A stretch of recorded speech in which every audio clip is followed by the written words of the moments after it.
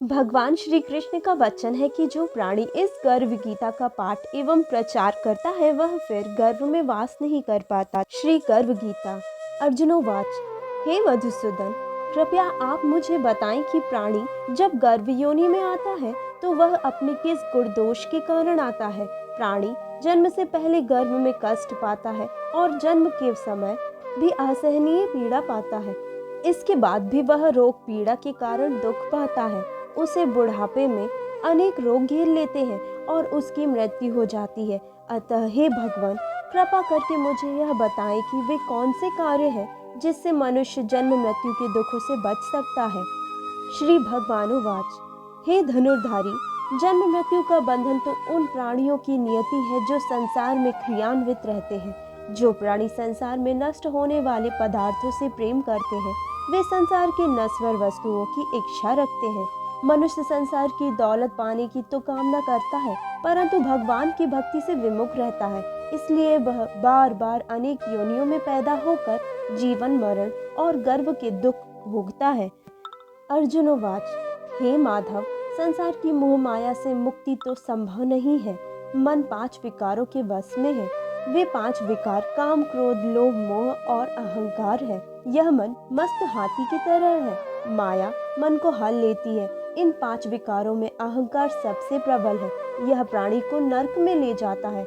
हे जनार्दन, इस मदमस्त हाथी को कैसे वश में किया जाए, अर्थात मनुष्य को कौन से प्रयत्न करने चाहिए जिससे मन को भक्ति में लगाया जा सके। श्री कृष्णोवाच, हे कौन्तेय, जिस प्रकार मदमस्त हाथी को वश में करने के लिए महावत अंकुश का प्रयोग करता है, उसी प्रकार मन को काबू में करने के लिए ज्ञान रूपी अंकुश का प्रयोग आवश्यक है। भक्ति और ज्ञान अभ्यास करने पर ही प्राप्त होते हैं। अहंकार करने से जीवन नरक बन जाता है।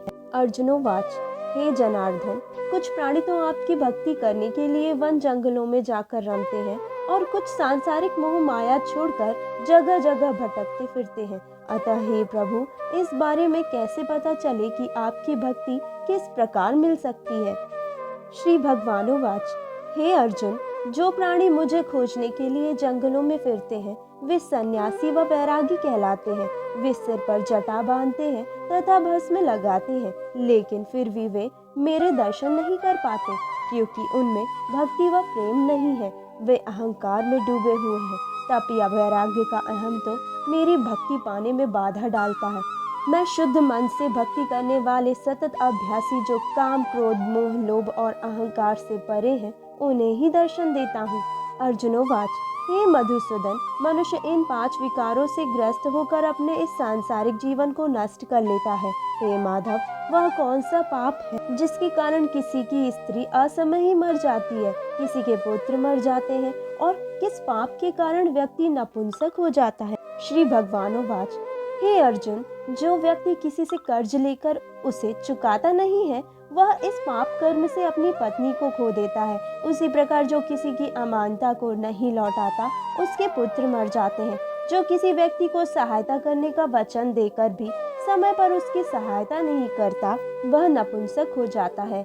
ये सभी बड़े भयंकर पाप हैं। अर्जुनोवाच, हे कृपा निधान, मनुष्य किस पाप के कारण हमेशा रोगी रहता है और किस पाप के कारण बोझा ढोने वाले गधे का जन्म पाता है। स्त्री तथा गधे का जन्म प्राणी को किस पाप के कारण मिलता है। मनुष्य किस कुकर्म के फल स्वरूप जघन्य पशु बनता है। श्री कृष्णोवाच, हे धनुर्धारी, जो मनुष्य अपनी कन्या को बेच देता है वह हमेशा रोगी रहता है। जो अभक्ष्य भोजन करता है और विषय विकार के लिए मदिरा पान करता है वह गधे का जन्म पाता है। जो झूठी गवाही देने वाला होता है वह स्त्री का जन्म पाता है।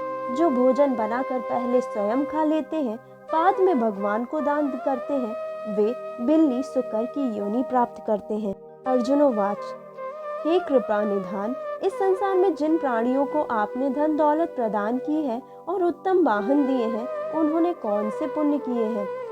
श्री भगवानुवाच, हे धनंजय, जो उत्तम रीति से पात्र को स्वर्ण दान करता है वह उत्तम वाहन और धन धान्य प्राप्त करता है।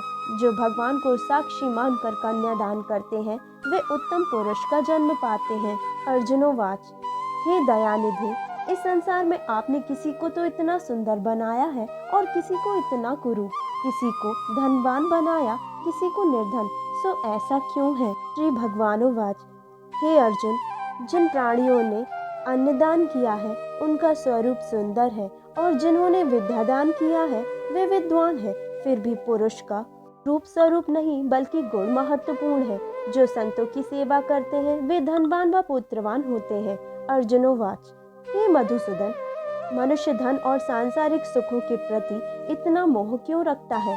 श्री भगवानुवाच, हे कौन्तेय, यदि प्राणी मेरी कृपा से वंचित हो आए तो वह धन दौलत आदि से मोह करने लगता है। ये सब नाशवान है। विवेकी प्राणी इनसे दूर रहता है।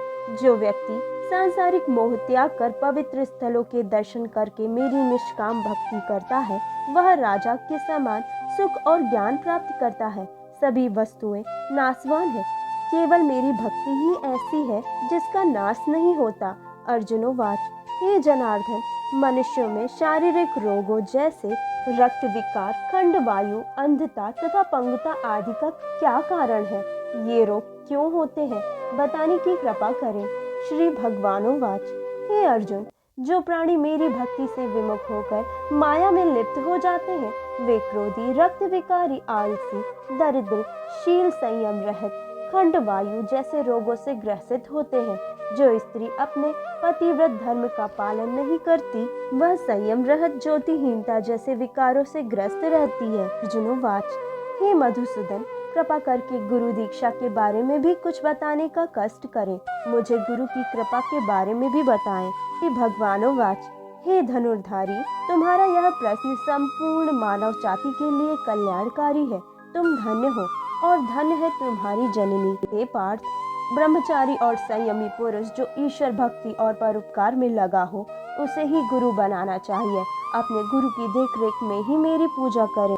गुरु की कृपा से विमुख प्राणी सप्तग्राम मारने का पाप भोगता है। ऐसे प्राणी का मुख देखना भी पाप होता है। हे अर्जुन, सारे संसार के गुरु जगन्नाथ हैं। विद्या का गुरु काशी, चारों वर्णों का गुरु ब्राह्मण, ब्राह्मण का गुरु सन्यासी है। सन्यासी उसे कहते हैं जो सब कुछ त्याग कर मुझ में रम गया हो, वह ब्राह्मण जगत गुरु है। जो गुरु का भक्त है वह मेरा भक्त है। जो गृहस्थ गुरु से विमुख होता है वह चांडाल के समान है।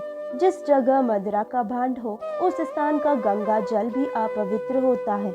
इसी तरह गुरु से विमुख व्यक्ति का भजन भी अपवित्र होता है। उसके सभी कर्म निष्फल हैं। ऐसा व्यक्ति कुकर, सुकर, गंधर्व, काक इन योनियों को पाता है।